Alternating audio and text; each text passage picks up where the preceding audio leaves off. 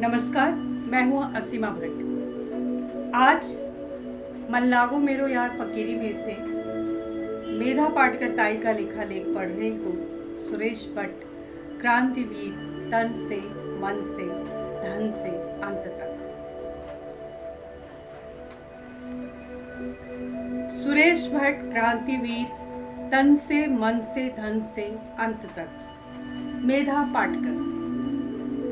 किसी महिला ने मुझे फ़ोन करके जब कहा कि मैं सुरेश भट्ट की बेटी बोल रही हूँ, मुझे भरोसा नहीं हुआ। उसने अपना नाम क्रांति बताने से ही कुछ आगे की बात शुरू की। मैंने सोचा, क्या सुरेश भट्ट की बेटी या बेटा, पत्नी या परिवार हो सकता है? ये सवाल किसी बिहारी कार्यकर्ता को अटपटा क्यों न लगे? मेरे जैसे बाहरी को स्वाभाविक सा लगेगा। आखिर सुरेश भट्ट को मैंने जब भी जहाँ भी देखा था, हर बैठक, शिविर या चर्चा बहस में, वहाँ वे एकला चलो रे के प्रतीक ही नहीं, फकीर भी लगे थे। छोटी सी मूर्ति जो बेहद अशांत रहती और दिखती थी। वो क्रांतिकारी थे। बिहार के जेपी आंदोलन के हर नेता कार्यकर्ता उन्हें जानते थे। उस जन आंदोलनकारी माहौल में उनका नेतृत्व, उनका दायरा मालूम पड़ा था। लालू जी से लेकर नीतीश कुमार तक ने माना था।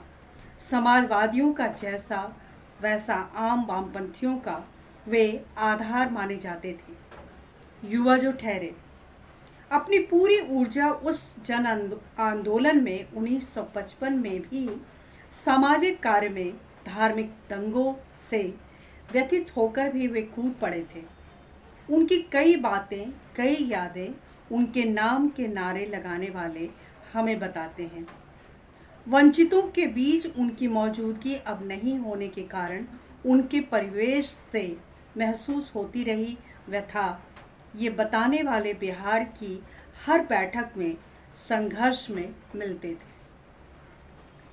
सुरेश भाई की ये प्रतिमा उनके बुढ़ापे में भी तेज तर्रार रहे व्यक्तित्व में झलकती थी जरूर, लेकिन हमारे हर आंदोलन में उपस्थित जोशीले ही नहीं, थोड़ा सा अटपटा लगे, इतनी ऊंची आवाज में कुछ कहने सुनाने वाले सुरेश जी देश की दशा और दिशा देखकर व्यथित थे।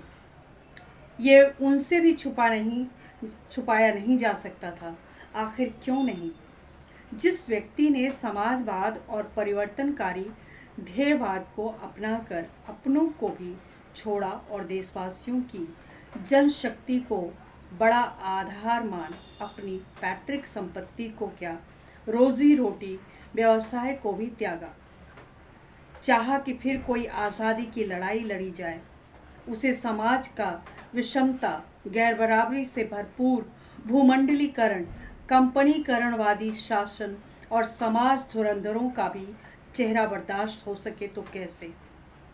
वे हर वक्त जब मिलते थे खूब सराहते थे हमारे हर आंदोलन को, लेकिन खोए खोए से लगते थे। यहाँ तक कि इर्द गिर्द में चली बैठक में कुछ नामंजूर हस्तक्षेप करने वाले लगते थे। वो उनकी सादगी, सरलता और कटिबद्धता थी। समझने वाले समझते थे। मैं बिहार पहुंचूं और वो ना मिलें, ऐसा कुछ ही मौके थे। वे कहीं से भी कहीं भी पहुंच जाते थे, बड़ी अपेक्षा लेकर, मानो हर वक्त कुछ नया ऐतिहासिक होने जा रहा था। इसके पीछे हमारी हासिली नहीं, उन्हीं का आशीर्वाद था। आखिर वे उसी पर तो जिंदा थे। कभी उनके खुद के बारे में बात नहीं करते। कईयों ने बताया था वे अकेले बिना दिक्कत, निरंकार, निस्वार्थ, निर्धन ही जीवन बिताते थे, बस एक धुन लेकर परिवर्तन की, बदलाव की। इसलिए श्रद्धा सा लगा जब बेटी ने संपर्क किया और ये भी बताया कि हमसे तो वे दूर थे, पर हम जानते हैं एक अनोखे इंसान थे, कुछ विचारधारा के साथ, नाट्य कला से जुड़ी बेटी और परिवर्तन के लिए आंखों में एक सपना, जबकि ये माना भी होगा कि पिता दूर ही रहेंगे। मेरा मन आज भी नहीं मानता कि वे हमेशा के लिए दूर चले गए हैं। मिलने पर ज़ोर से भैया कह के पुकारने पर कुछ चाहा अनचाहा सलाह सूचना करने, अपने आंदोलनकारी नेचर को आज के हमारे आंदोलन की गुहार पर घिसने पोतने मानो वे चले आएंगे। विश्व को चुनौती देकर जन आंदोलन को खोजने वाले कहीं अचानक सामने खड़े हो जाएंगे स्वयं प्रेरणा के साथ। पर यह नहीं होने वाला।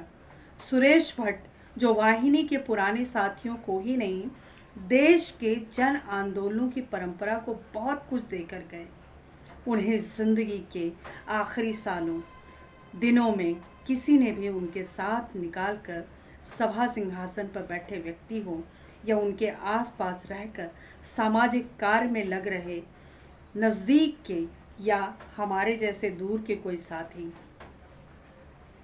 सुरेश जी के चले जाने की खबर आने तक कौन कहाँ पहुँचे थे उनकी बीमार अवस्था में।